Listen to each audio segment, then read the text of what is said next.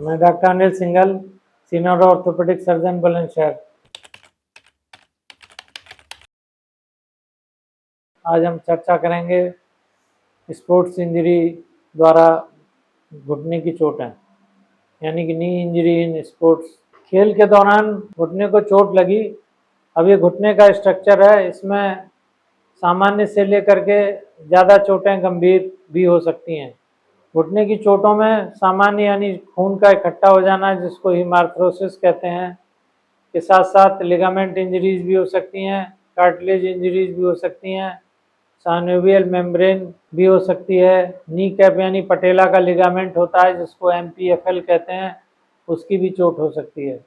दोस्तों, मैं ये दिखा रहा हूँ कि ये जो कार्टिलेज है इसकी इंजरी हो सकती है, यानी कि सडन ट्विस्ट हुआ, रिसफलिंग हुई, उसमें कार्टिलेज डैमेज हो सकता है।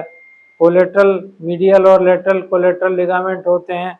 ये आपका लेटरल कोलेट्रल लिगामेंट है घुटना का बाहरी सतह का, ये अंदर की सतह का है MCL और ACL और PCL। ये जो सामान्य सामने से टिबिया और फीमर बोन है, आगे से टिबिया से निकल के फीमर में जाता है, इसको ACL कहते हैं।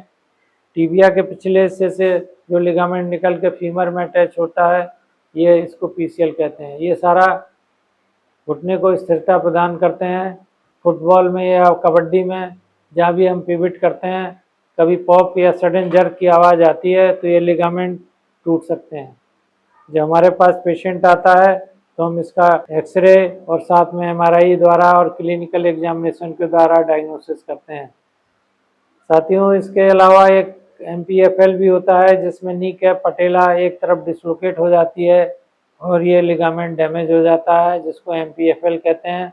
इसका सही उपचार न कराया जाए, पटेला बोन होती है वो बार बार सबलक्सेट या डिसलोकेट हो सकती है, होने की संभावना रहती है, और खिलाड़ी का कैरियर भी इससे अगर सही उपचार न कराएं खतरे में पड़ सकता है। इसके अलावा टिबिया और फीमर दोनों के बीच में दो कुशन का काम करने वाले मीडियल मेनिस्कस और लेटरल मेनिस्कस करके दो कुशन होते हैं, ये भी अक्सर ट्विस्ट होने में या शार्प कट लेने में स्पोर्ट्स में ये फट जाते हैं और घुटने में दर्द और सूजन आ जाती है, और इसका डायग्नोसिस MRI द्वारा करना पड़ता है। ये सारी चीज़ें, सबसे पहला इलाज है कोल्ड स्पंजिंग, यानी रेस्ट टू दी पार्ट, बिल्कुल रेस्ट दें उसको, स्प्लिंटेज बांधें, कोल्ड स्पंजिंग कराएं, और साथ में NSAID और साथ में एंटी इन्फ्लेमेटरी और स्वेलिंग कम करने की दवाएं दे करके।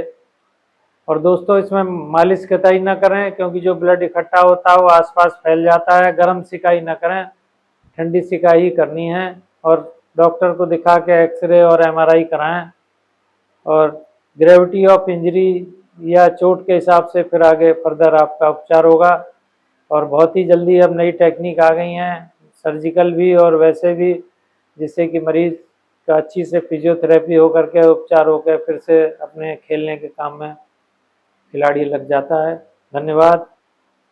वीडियो लाइक करने पर इसको, चैनल को सब्सक्राइब करें, और कोई आपकी क्वेरी है, कुछ MRI की सलाह लेनी है या कोई लिगामेंट टूट गया है उसके बारे में नीचे दिए हुए नंबर पर आप संपर्क कर सकते हैं। हम आपको इसका पूरा सलाह आपको दी जाएगी।